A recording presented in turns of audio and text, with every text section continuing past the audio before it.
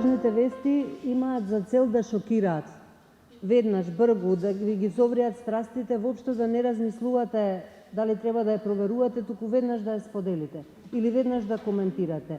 Значи, она што е особено важно за мене е фактот што медиумската писменост влегува на голема врата во курикулумот на Филолошкиот факултет и со тоа во курикулумот на УКИМ.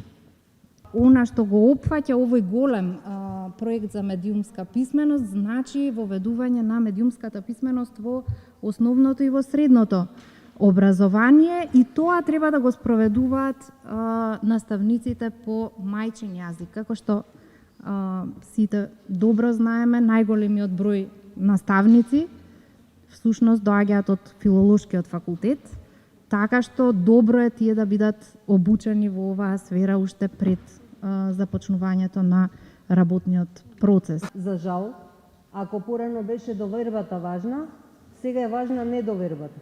Колку тоа чудно и да звучи, но кога се читаат вести, многу е важно да не верувате. Многу е важно да проверувате од каде доаѓа веста.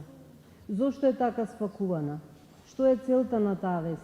Ако некогаш за мојата генерација разликувањето на вистината и на лагата било важно од етички причини, сега е тоа важно во буквална смисла од екзистенцијални причини.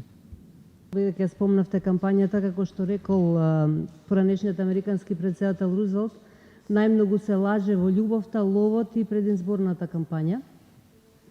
Особено уште ако не можете тоа оригинално да го примите, тоа е веќе доведува на можеби сосема погрешна ситуација. Значи сега веќе имаме медиумско созревање. Збориме созревање на медиумите, на новинарите, на камерманите, на уредниците, дека во оваа држава има граѓани кои не слушаат, не по своја волја, едноставно се случува тоа, користат свој јазик, природен јазик на комуникација, тоа е знаковен јазик.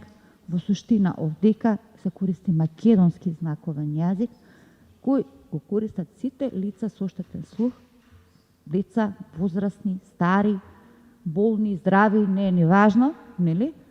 Го користат македонскиот знаковен јазик, кој е бисер на нашата култура. Имаме портали во последно време кои што воопшто не се пристапни. И овие портали се стануваат се повеќе и повеќе важни во пренесувањето на информации и мора нашата држава како аспирант за членка на ЕУ да направи нешто во тој поглед, пошто нема да се добијат информациите, да дојдат информациите до сите луѓе со такви портали. Тоа што јас би го апелирал во овој момент до идните, да кажем, пишувачи на медиумски содржини, е тоа да ги имате лицата со попреченост предвид и да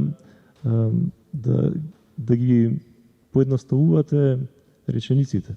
Значи, затоа што работиме многу со снимки од радио, снимки од телевизија, има реченици кои што траат 40 секунди. Тоа се реченици со 80 зборови, што комотно може да кажеме дека се 2 параграфи текст. Дневното новинарство дека за лицата со попреченост, нели, 3 ноември, 3 декември, тоа е светски ден на лицата со попреченост, дали јас само ако објавам еден текст за 3 декември, сум ја објавил својата должност кон јавноста?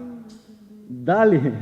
Навистина лажните вести служат за одвлекување од вистинските проблеми, всушност служат и можат да заведат и цели држави и донесување на политички одлуки кои потоа не им одговараат на граѓаните на тие држави. Такви примери имавме многу, особено на нашиот дел од светот, во Западниот Балкан. Mendoni në mënyrë kritike, krijo të gjithë historinë.